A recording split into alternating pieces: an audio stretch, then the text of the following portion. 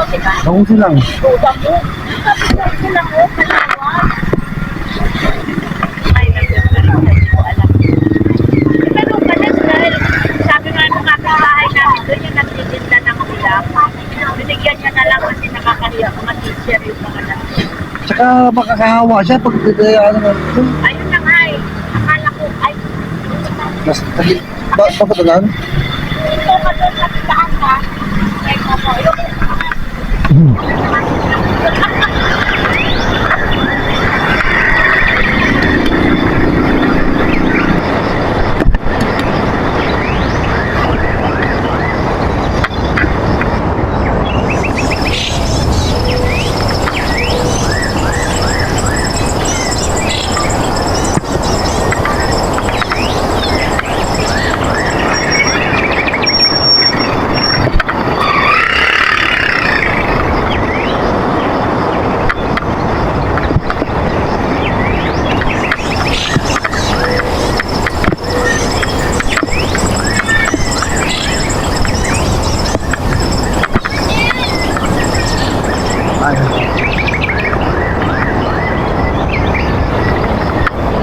Mapagpalang araw mga kapams.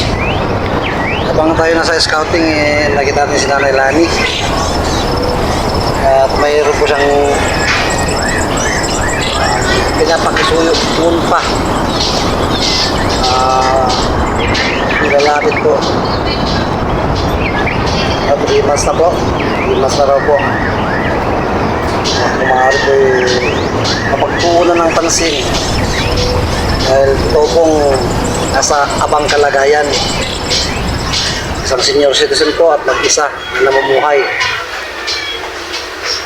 At usap-usapan po rito sa lugar nila talaga na talaga pong nasa laylayan na, kumbaga. Dahil nga po matanda na. Siya lang mag-isa buong buhay sa sarili niya. At yun po, na-tsempo po na nakita natin sa laylayan na yun. Sa dyan po natin para makilala po ninyo mga kapams. Wala po, let's go. ayun na si nanay. Magandang umaga po, Nay. Good morning po. Tuloy daw tayo. Kanina pa ako pinapatuloy. Ito po si Nanay mga kapams. Po. Ay, okay lang po, okay lang po. Naubos na yung puhong ng butag. Nagtitinda po ako ng mga tindi. Hindi po. Opo. Ako yung nagdi-deliver sa mga grocery bayan. Anong pangalan mo, Nay? Sinaida. Sinaida Istosi. Stussy. Ah, ito po yung ID na Nanay. Oh. Dito na po kayo. Dito lang ako na. Kahit hindi kita na maraming salamat. Kahit hindi. Yun nga po mga kapams, no?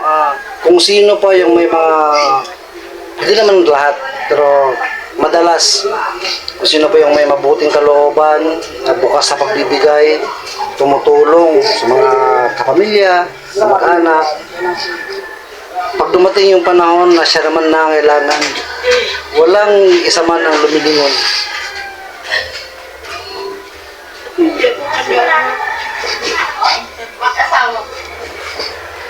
Narinig niyo po, sabi Nanay, hindi ko akalain na ganito magiging buhay ko pagtanda ko. Hindi naman ako madamot. Mabait naman ako. Masipag pa. Kahit magkano sa mga tao, hindi na ako mga dapat kung sino yung natutulungan ko. Grabe mga kapaps. Napakahirap tumanda mag-isa. Talaga sabi ng asawa ko, kasi hindi ako madamot, magbigay ako ng bigay. Sabi niya na, pagtanda mo magsisisi ka, bigay ka ng bigay. Oo, dapat sabi nga sa akin, lahat ka ng mga garapon, mga kaldiri, pamigay mo na. Kasi may kakapit ako doon sa Sambales na hirap sila sa buhay. At mabait naman yun.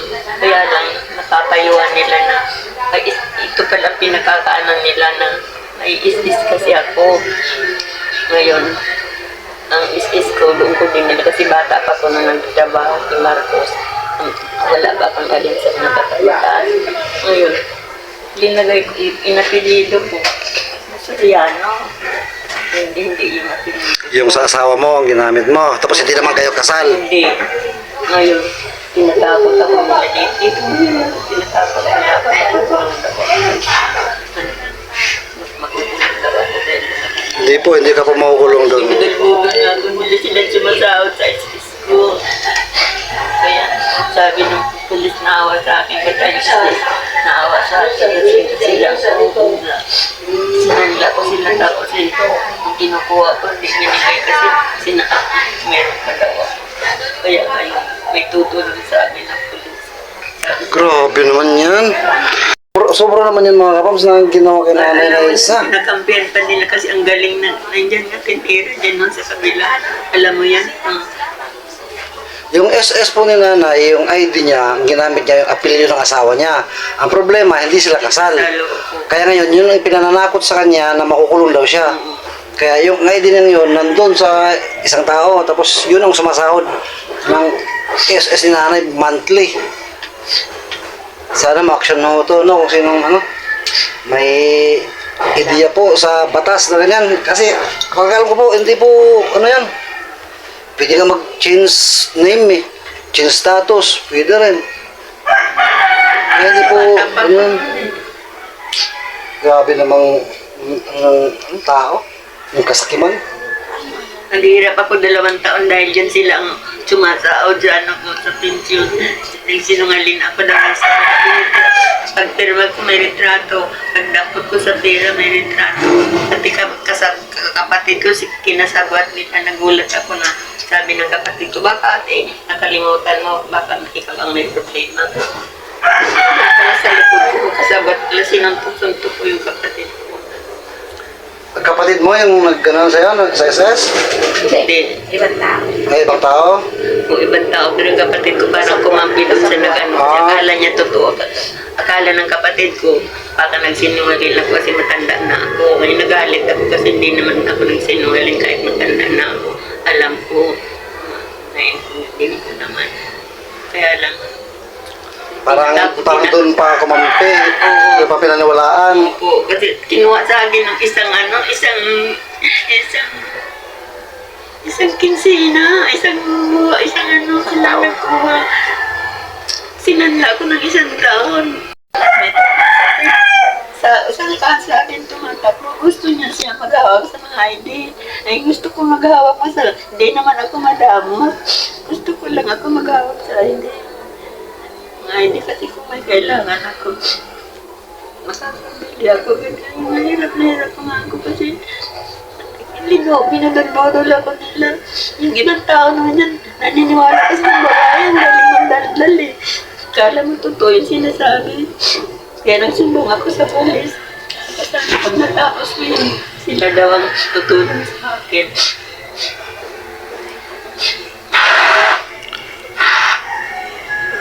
Kaya nagpasalamat ako na pagdating ko mong dito, nagpinto yung may-ari ng bahay. Kaya sabi ko, baka kayo noon, ginamito na rin ako eh. Pero hindi naman sila, hindi sila bumalik. Kaya sabi ko, sana kayo noon. Kumain ka na, Nay? Almusal? Hindi, maraming pagkain dyan. Maraming pagkain? Ano na marami dyan, Nay? Ayan pa yung sa akin kahapon. Oo, binigay mo nga rin sa May bigas ka pa? Oo, may dala ka ba? May bigas ka pa? Wala, pareho tayo, apir. Kasi pag binibigyan ako, hindi naman ako nagsasayang. Binibigay ko na lang para. Ante ka nagsasaing? Ano pagkain mo? Pero, Pag bibigay naman sila, hindi siya nagsasayang. kung may bigas ka, binibigay mo sa kanya kasi sandali lang po na yan, may po, may bigas na pala rito sa U-Box. Bigyan natin kay Nanay.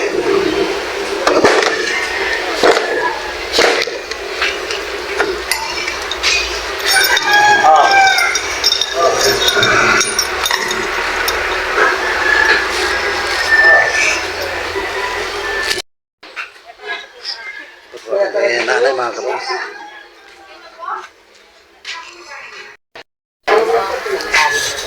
Pasensya mo na Nay, ha? Buti may bigas pala sa U-Box. O, siya din nakabayad tayo? Ano pa? Bigyan mo na. Kawawa. Siya naawa kami. Kaya lang, ay gusto ko lang, wala na rin yun. Mga kapamos, si nanay, anong pangalan mo, Nay? Andrea po. Kayo po yung may-ari, no? Ng... Ako po may-ari nitong bahay na tinitirahan ni Nanay sa ini. Ano pong masasabi niyo kay tungkol kay nanay? Ang gusto ko po talagang mangyari yung matulungan siya kasi siyempre kami naman, ganito lang naman din ang buhay namin, simple lang naman. Dito siya sa amin nakatira. Gusto ko matulungan siya, gaya niya, may sakit na rin siya, matanda na. Yung, di ko alam po ang mga kamag-anakan niya kung nasaan din. Wala akong kakilalang kamag-anak ko. Balikat niya pala. Nadapa daw po siya noon, pero wala pa po siya noon dito sa amin. Tapos, Ano yung x-ray niyo? nabali yung busok niya. Oo. Nadamage na. Tapos di na nakakainom ng gamot. Hindi na nakakainom ng gamot. Siyempre po, wala namang gamot talagang kung hindi hingin siya ng tulong o may magtulong, saka lang siya makakabili ng gamot. Kaya nga Ngayon sa po, sayang hanggang ako. ngayon po, ayan, sumasakit. Inuubo siya. Pag umuubo siya, sumasakit daw po yung pilay niya dito sa likod ng pagkakapan. Kaya, masalamat nga po ako may nagpunta sa akin at nirefer po kayo na makatulong din po sa kanya. Gaya sa paggamot sa kanya. Kahit hindi namin kaya, kakayanin kung ano lang ang mayroon. Kahit hayop ka, makita mong ganyan, kaawaan mo nga eh. Tao pa kaya. Namatay na yung sa kulungan. Yung iba, kinuha ko na lang ng Jesus na mamatay. Nay, nadamay ka sa kanila, walang ilaw, naputulan. Si nanay pala nadamay sa inyo. Kami yan si nanay, wala yung nagbayad. Kasi siyempre po, yung inaasahan namin inuupa, yun ang pagbayad. Opo. Hindi na sila nakaupa. Paano kami makakabayad ng ilaw? Nagkaroon ako ng puhunan sa gindi. Hinanay, pag minsan, Okay, mag-alala, Nay. wala naman kami mga trabaho. Hi, marami nag-order sa'yo. Puhunan daw po kailangan. Yan po mga kapams, no? Si nanay kasi, ang dating negosyo niya, hanggang ngayon, paggawa ng candy. At so far, maganda po yung negosyo niya, no? Maraming order nga po sa kanya daw. Kaso nga lang, yung puhunan ang kulang sa kanya. Marami siyang pagdideliveran ng mga groceries. Wala na. Kaya nga po, nananawagan sila nanay. Sana Sino pong matulungan din siya. makakatulong. Kasi wala talaga kaming kakayanan na full na itutulong namin sa kanya. 82 years old, mag-isa. May bali. Inanay, ilang taon ka na po, Nay? 82. Dali po yung dito niya mga kapams. Sa ribs niya. Sa December 7. Kasi mag-84. 1942 po siya. Nakita ko ang birth certificate niya kay Isa pa po yan. Mag-84 daw pala si nanay. Mga December kapams. 7 po ang... December 7. mag-84 na po siya. Pero kinakaya pa magnegosyo. Abutin mo 100 na eh. May pera sa gobyerno. Pwede ka. Pwede ka mo sa tulong ng Tangke. Nagkagawa kami ng tangke na malaki. Tuloy mo na kami, Nay. Babalik kami. May awang Diyos na. Huwag na iyak. Be happy. Smile na, smile. Basta na, ha? Ingat ka lagi, ha? Babalik kami. Opo. 5 buwan ka na nga rin nakabayad dito sa bahay. Nako. Paano na kung palayasin ka dito, Nay? Hindi naman, no? Hindi naman. Tuloy na muna kami, Nay, ha? Babalik kami. Bye-bye. Parang dialogue po yan kay Marita. Paalala ko pa si Marita.